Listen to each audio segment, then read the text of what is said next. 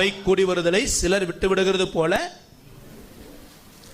Online live கூட எதுக்கு போடுறோம்? உண்மையாலுமே வர முடியாதவங்க, சபையே இல்லாத இடத்துல இருக்கிறவங்க, அப்படிப்பட்டவர்கள் அல்லது ரட்சிக்கப்படாதவர்கள் அல்லது ரட்சிக்கப்பட்டிருந்த ஒரு சபைக்கு போக முடியாத ஒரு இக்கட்டில் இருக்கிற அவர்கள் பார்க்க தான்.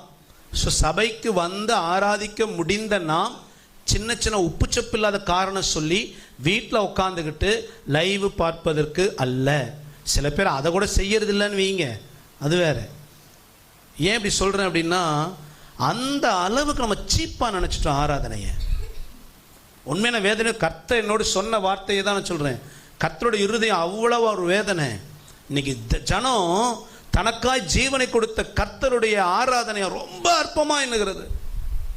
சின்ன சின்ன விஷயங்களுக்கு, சின்ன சின்ன விஷயங்களுக்கு எவ்வளோ பெரிய தவறு தெரியுங்களா அது? நீங்கள் பழைய ஏற்பாடு பிரமாணம் வாசித்து பாருங்களேன். தேவன் ஓய்வு நாளை பரிசுத்த குலைச்சலாய் ஒருவன் ஆக்கிவிட்டால் அவன் என்ன செய்யணுமா? என்ன செய்யணுமா? ஓய்வு நாளில் ஓய்ந்திருந்து கர்த்தரை தொழுது கொள்ளணும். அதான் பிரமாணம். ஒருத்தன் போய் என்ன பண்ணுவானா, விறகு பொறுக்கிட்டு வந்துடுவான். எதுக்கு விறகு பொறுக்கணும்? டைம் பாஸ்க்கா? அவன் பர்சனல், சமைக்கணும், சாப்பிடணும், வீட்டு பொறுப்பு. ஸோ ஆண்டவரை செகண்டரி ஆக்கிட்டு அவன் தனிப்பட்ட காரியத்தை முதலிடம் வச்சுட்டான். எல்லாரும் சொல்றாங்க, மோசே மோசே இப்போதான் நம்ம பிரமாணம் கொடுத்த, அவன் பாரு விறகு பொறுக்கிட்டு இருக்கிறான். இப்போ மோசைக்கு என்ன பண்றதுன்னு தெரியல. ஏன்னா ஆண்டவர் பிரமாணம் மட்டும் தான் கொடுத்தார், பரிசு குலைச்சல் ஆக்கிடாதேன்னு தான் சொன்னாரு. இவன் ஆக்கிட்டான். இப்போ என்ன பண்ணலாம்? அவனை கூப்பிட்டு ஒரு இடத்துல வச்சுட்டு, சரி ஆண்டவர் பதில் சொல்ற வரைக்கும் இருக்கட்டும் அப்படின்னு போய் ஜெபம் பண்ற ஆண்டவர்கிட்ட, மோசே ஆண்டவரே நீர் கொடுத்த பிரமாணத்தை மீறி ஒருத்த ஓய்வு நாளில் உம்மா ஆராதிக்காம விறகு பொறுக்கிட்டு இருந்தான், என்ன பண்ணலாம்? ஆண்டவர் சொல்றாரு, இதுதான் முதல் முடிவுமா இருக்கணும். இவனை விட்டீனா எல்லாரும் ஃபாலோ பண்ணுவான். அதனால இவனை கல்லெறிஞ்சு, அப்போ ஏங்க கல்லெறிந்து கொள்ற அளவுக்கு அது கொடூரமா? அப்ப ஆண்டவர் எப்படி பார்க்கிறாருன்னு பாருங்களேன். தேவனை ஆராதிக்கிற கர்த்தருடைய நாளை நாம் கர்த்தருக்கு கொடுக்கணுங்கிறத கர்த்தர் எவ்வளவு முக்கியப்படுத்துவது என்பதற்கு தான் அவனை கல்லெறிந்து கொள்ளுன்னாரு. அப்ப சபை கூடுதல் என்பது தேவன் நம்மிடத்துல எதிர்பார்க்கிற ஒரு முக்கியமான ஆவிக்குரிய காரியம். அல்லேலூயா. இந்த சபை கூடுதல் தான் நம்ம எல்லாத்துக்கும் அஸ்திபாரமே. உங்கள் தனிப்பட்ட வாழ்க்கையில் நீ கர்த்தருக்குள்ள வளருவதற்கு, கர்த்தர் பிரியமாய் வாழ்வதற்கு, வருகைக்கு ஆயத்தமாவதற்கு அஸ்திபாரம் இந்த சபை கூடுதல். இந்த சபை கூடுதல் அற்பமாக எண்ணி சபை ஆராதனை ஏனோதானோ ஒரு கடமைக்கு வந்துட்டு, கடமைக்கு இருந்துட்டு அவ வந்தவனமாக வெளியே போயிட்டோம் அப்படின்னா நாம் ஒருபோதும் கர்த்தருடைய மகிமையை பார்க்க முடியாது. அல்லேலூயா, அல்லேலூயா. அப்போ சபை கூடுதல் ரொம்ப முக்கியம். சரி, ஏன் ஆண்டவர் இந்த ஆசீர் கூடாரத்தை ஏற்படுத்து, சபை ஐக்கியம் தேவை, ஏன் கத்த சொன்னார் அப்படின்னு பார்த்தீங்கன்னா, ஆண்டவர் சொல்லும் பொழுது எனக்கு ஒரு கூடார, ஒரு வாசஸ்தலத்தை உருவாக்குன்னு சொல்லிடுவார். சொல்லிட்டு உன் இஷ்டத்தை கட்டணும்னு சொல்லலை. என்ன அளவில் இருக்கணும், என்ன அமைப்பில் இருக்கணும், அதுக்குள்ள என்னென்ன பொருள் இருக்கணும், எதை எங்கே வைக்கணும், அந்த அமைப்பு, ஒழுங்குமுறை, பொருட்கள் எல்லாத்தையும் கத்த என்ன செய்தாரு? பிரமாணமாக கொடுத்தாரு. இந்த பொருள்லாம் செய்யணும், இப்படிதான் செய்யணும் அப்படின்னு. இந்த பிரமாணத்தில் கொடுத்த கர்த்தர் அதில் நிறைய அமைப்புகள், நிறைய காரியங்கள், பிரகாரம், பரிசுத்தலம், மகா பரிசுத்தலம் நிறைய இருந்துச்சு. அதில் முக்கியமான ஒரு விஷயத்தை மாத்திரம் இன்னைக்கு கொஞ்சம் ஆராய போகிறோம்.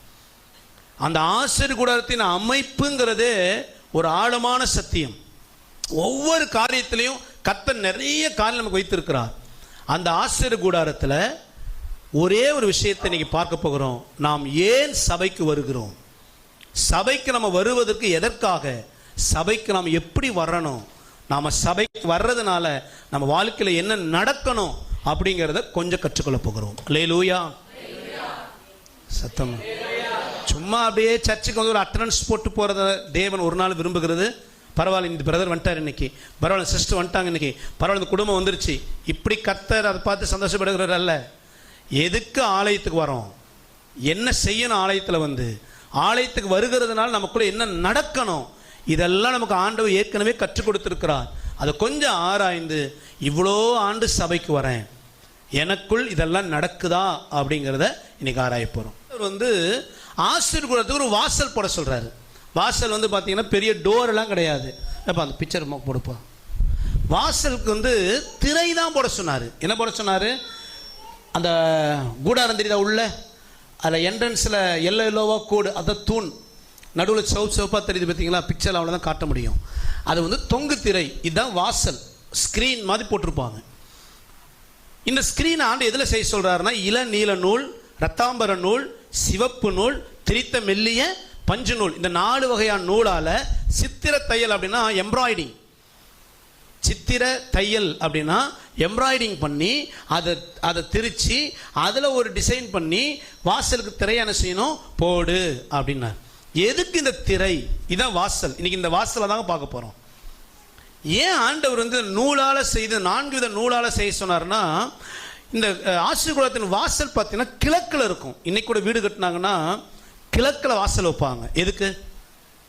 வாஸ்துப்படி அப்படி தான் பாஸ்டர் வரணும். அப்படியா? இன்னைக்கு எல்லாமே பிஸ்னஸ் ஆயிடுச்சு. கிழக்கு பார்த்து ஏன் வாசல் வைப்பாங்கன்னா, காலையில் சூரிய ஒளி என்ன செய்யும், அடிக்கும் பொழுது வீட்டு கதவை திறக்கணும். எப்போ? காலை தூங்கி இருந்துச்சு 9:30 மணிக்கா? இல்லை, காலையில் விடிஞ்ச உடனே 5-6 மணிக்கெலாம் கதவை என்ன செய்யணும், திறக்கும் பொழுது சூரிய வெளிச்சம் நேராக வீட்டுக்குள்ள என்ன செய்யும், அடிக்கும். அது வீட்டுக்கு ஒரு கிருமி நாசினி, ஒரு சுத்தம். இதுக்கு தான் வாசல் கிழக்கு பார்த்து என்ன செய்ய சொன்னாங்க. ஆசீர் கூடாரத்தின் வாசலே கத்த அப்படிதான் சொன்னார், கிழக்கு பார்த்து வைக்கணும். இப்போ இந்த வாசல் என்னன்னா நூலால் செய்யப்பட்டது. காலையில் கிழக்கில் சூரியன் உதிக்கும் போது அந்த சூரிய வெளிச்சம் வந்து இந்த நூலில் படுமா. பட்ட உடனே, இது வனாந்தரத்தில் இருக்குது ஆசீர் கூடாரம், சுற்றிலும் பல தேசத்தான் இருக்கிறாங்க. இந்த சூரிய வெளிச்சம் இந்த வாசலில் பட்ட உடனே இந்த ரத்தாம்பர சிவப்பு, சிவப்பு, இளநீலம், வெள்ளை இதெல்லாம் மிங்கிள் ஆகி அந்த சூரிய வெளிச்சத்தில் தூரத்திலிருந்து பார்க்குறவளுக்கு அப்படியே தங்கம் போல மினுக்குமா. தூரத்திலிருந்து பார்க்குறவளுக்கு ஏதோ அங்கே ஒரு வித்தியாசமாக இருக்குது, அழகா இருக்குது, அலங்காரமா இருக்குது அப்படின்னு நிறைய பேரை கவர்ந்து இழுக்கும். அதுக்கு தான் இந்த வாசல் என்ன செய்தார், கர்த்தர் வைக்க சொன்னார். 4 விதமான நூல். இந்த நூலால் செய்யப்பட்ட வாசல் வந்து அலங்காரம். அதனால தான் சாலமோன் ஆலயத்தை கட்டுவார் பில்டிங்கா. அந்த பில்டிங் கட்டின உடனே அந்த என்ட்ரன்ஸ் கேட்டுக்கு ஒரு பேர் வச்சாங்க. என்ன தெரியுங்களா? நீங்க அப்போஸ்தலர் நடவடிக்கைகள் 3 அதிகாரம் 2 வாசிங்க. அப்பொழுது தன் தாயின் வயிற்றிலிருந்து சப்பானியாய் பிறந்த ஒரு மனுஷனை சுமந்து கொண்டு வந்தார்கள். தேவாலயத்திலே பிரவேசிக்கிறவர்களிடத்தில் பிச்சை கேட்கும்படி நாடோறும் அவனை அலங்கார வாசல் நாடோறும் அவனை அலங்கார வாசல் எண்ணப்பட்ட தேவாலய வாசல் அண்டையிலே வைப்பார்கள். ஆலயத்தின் வாசலுக்கு என்ன பேர் வச்சிருந்தாங்க? அலங்கார வாசல். ஏன் அலங்கார வாசல்னா, இது ஆசீர் கூடாரத்திலிருந்து வந்தது.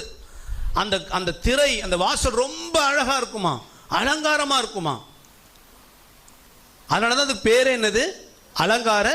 அப்ப ஆலயத்தின் வாசல் எப்படிதான் இருக்கணும்? இன்னைக்கு எல்லா சர்ச்சு கேட்டும் அலங்காரமா இருக்குதா? இல்ல. அப்போ அலங்கார வாசல் அப்படின்னா நம்ம வாசல் அழகா இல்லதான், ஆனா அலங்கார வாசல் என்று சொல்லப்பட்ட ஆவிக்குரிய வெளிப்பாடுகள் சபையில் வெளிப்பட வேண்டும். அல்லேலூயா. ஏன் ஆண்டவர் வந்து ஆசீர் கூடாரத்துக்கு வாசல் வந்து ஒரு நார்மலா ஒரு டோர் வச்சிருக்கலாம். ஏன் ஆண்டவர் இவ்வளோ அதை அலங்காரமா வைக்க சொன்னார் அப்படின்னா, எல்லாத்துக்கும் ஒரு காரணம் உண்டு. அந்த அலங்கார வாசல் அநேக விதமான வெளிப்பாடுகளை நமக்கு தருகிறது, ஆவிக்குரிய சத்தியங்களை கற்றுக் கொடுக்கிறது. இன்னைக்கு சபையின் வாசல் அலங்காரம் இல்லதான், அழகா இல்லதான், ஆனா ஆலயத்தின் வாசல் அலங்காரமா இருக்க வேண்டும் என்கிற அந்த ஆவிக்குரிய உபதேசம் நம்மிடத்துல அநேக சத்தியங்களை கற்றுக் கொடுக்கிறது. அல்லேலூயா.